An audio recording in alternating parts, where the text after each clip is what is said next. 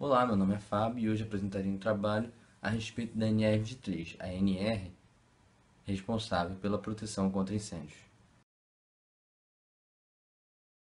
O que é uma NR?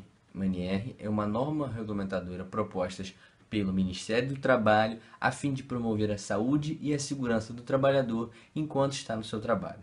Elas são importantes para normatizar e unificar todas as normas de segurança brasileiras. Todo embasamento do estudo feito por esse trabalho tem como prioridade expor a importância e as relações que a NR23 pode proporcionar ao trabalhador e gestores de grandes ou pequenas empresas. Analisaremos também informações de cunho específico, mas que de certa forma também podem ser úteis para o nosso dia a dia.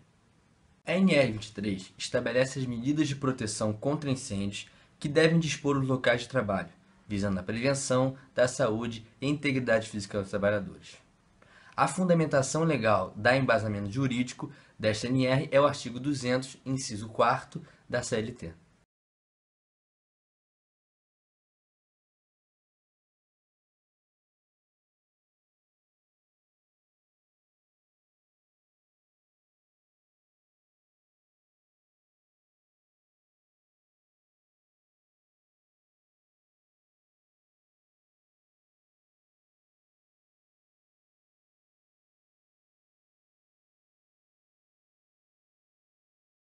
Agora eu vou falar sobre o fogo. O que é o fogo? O fogo, cientificamente chamado de combustão, é a reação química entre o combustível, o comburente, o oxigênio e uma fonte de calor. Os três elementos essenciais da combustão constituem o chamado triângulo do fogo. Se suprimirmos um vértice desse triângulo, eliminaremos o fogo. A partir disso, podemos definir três formas de eliminar a combustão: o resfriamento, quando se retira o calor; o abafamento, quando se retira o comburente, o oxigênio; e o isolamento, quando se retira o combustível. Agora eu vou falar um pouco sobre saídas. De acordo com a ANR, os locais de trabalho deverão dispor de saídas em número suficiente e dispostas de modo que aqueles que se encontram no mesmo possam abandoná-los com rapidez e segurança, em caso de emergência. Essas aberturas devem possuir uma largura mínima de 1,2 metros e o sentido da porta não pode ser para o interior do local. Além disso, as aberturas, saídas e vias de passagem devem ser claramente assinaladas por meio de placas ou sinais luminosos, identificando a direção de saída. Onde não for possível o acesso imediato, deverão ter corredores contínuos para permitir a saída de modo mais fácil. Nenhuma saída de emergência deverá ser fechada à chave, proibida por obstáculos ou presa durante a jornada de trabalho. No entanto, as saídas de emergência podem ser equipadas com um dispositivo de travamento, que permitem uma fácil abertura do interior do estabelecimento. Já as escadas deverão ser providas de portas corta-fogo, fechando-se automaticamente e podendo ser aberta facilmente pelos dois lados. Agora eu vou falar um pouco das classes de incêndio. Classe A compreende os incêndios em corpos combustíveis comuns, papel, madeira, fibras, etc., que quando queimam deixam cinzas e resíduos e queimam em razão do seu volume, isto é, em superfície e em profundidade.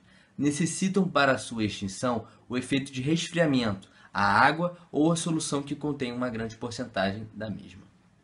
Os incêndios de classe B são incêndios em líquidos petrolíferos e outros líquidos inflamáveis, tais como gasolina, óleo, tintas, etc., os quais, quando queimam, não deixam resíduos e queimam unicamente em função de sua superfície.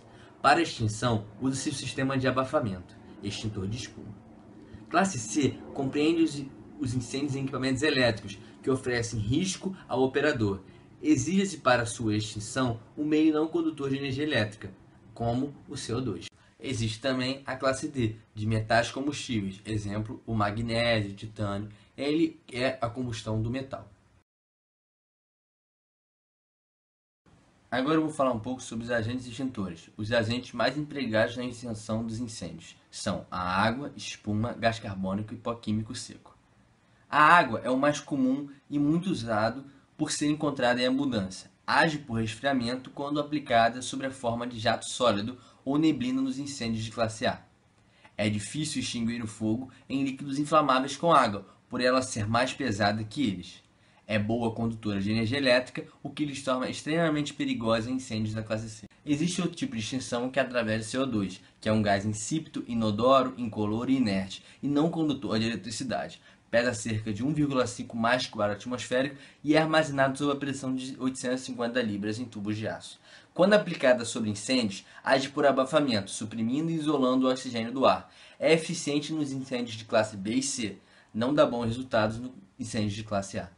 Há também o pó químico, que assim como o de espuma, age por abafamento e é o agente mais eficaz para os incêndios de classe B. Não conduz eletricidade e pode ser usado em fogos de classe C. Contudo, deve-se evitá-lo em equipamentos eletrônicos, onde, aliás, o CO2 é mais indicado. Não dá bons resultados nos incêndios de classe A.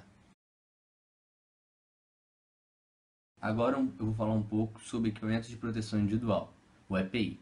É todo dispositivo ou produto de uso individual utilizado pelo trabalhador destinado à proteção contra os riscos capazes de armazenar a sua segurança e a sua saúde.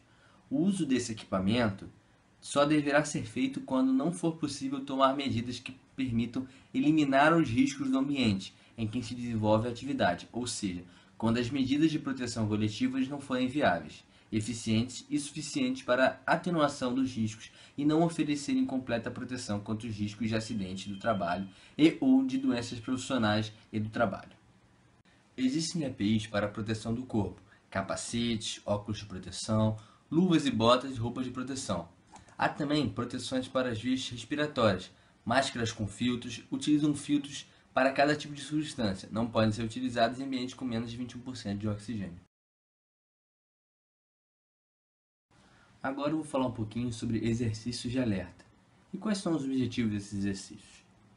1. Gravar o significado dos sinais do alarme. 2. Mostrar como a evacuação do local deve ser feita. 3. Demonstrar a importância de não se entrar em pânico. 4. Definir tarefas e quais funcionários devem exercê-las. 5. Verificar se todos os funcionários escutaram o alarme. Os exercícios deverão ser realizados sob a direção de um grupo de pessoas capazes de preparar e dirigi-los, comportando-se um chefe e ajudantes em número necessário, segundo as características do estabelecimento. Os planos de exercício de alerta deverão ser preparados como se fosse para um caso real de incêndio. Nas fábricas que mantenham equipes organizadas de bombeiros, os exercícios devem se realizar periodicamente, de preferência sem avisos e se aproximando o mais possível das condições reais de luta contra o incêndio. As fábricas ou estabelecimentos que não mantenham equipes de bombeiros deverão ter alguns membros do pessoal operário, bem como os guardas e vigias, especialmente exercitados no correto manejo do material de luta contra o fogo e seus empregos. Agora eu vou falar um pouco sobre as sinalizações. A sinalização de segurança contra incêndio e pânico tem como objetivo reduzir o risco de incêndio, alertando os riscos e garantindo que as ações sejam adotadas para minimizar os problemas em caso de incêndio, como rotas de fugas, boa localização dos equipamentos de combate a incêndios.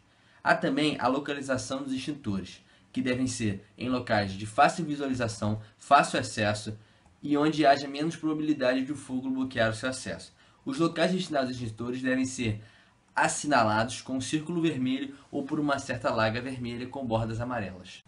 A respeito dos alarmes, nos estabelecimentos de riscos elevados ou médios, deverá haver um sistema de alarme capaz de alertar sinais perceptíveis em todos os locais da construção.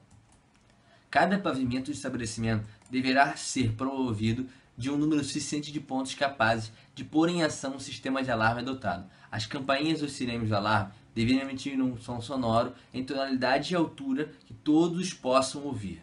Os botões de acionamento de alarme devem ser colocados nas áreas comuns do acesso dos pavimentos. Os botões de acionamento devem ser colocados em lugar visível e no interior de caixas lacradas com tampa de vidro ou de plástico facilmente quebráveis. Esta caixa deverá conter a inscrição "quebrar em caso de emergência".